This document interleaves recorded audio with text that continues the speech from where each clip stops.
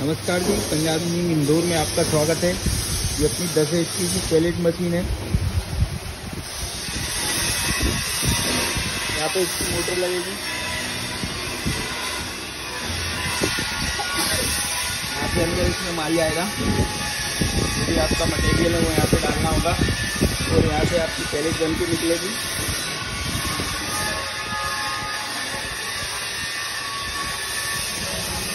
और यहाँ पे सेटिंग दी हुई है, इसमें आप पैलेट का साइज छोटा बड़ा कर सकते हैं।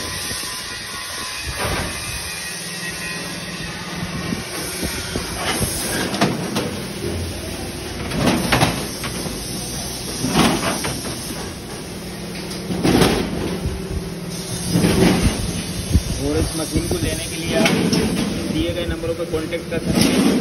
कांटेक्ट करोगे तो यह मशीन ट्रांसपोर्ट के माध्यम से आपके घर पहुंचा दी जाएगी। धन्यवाद।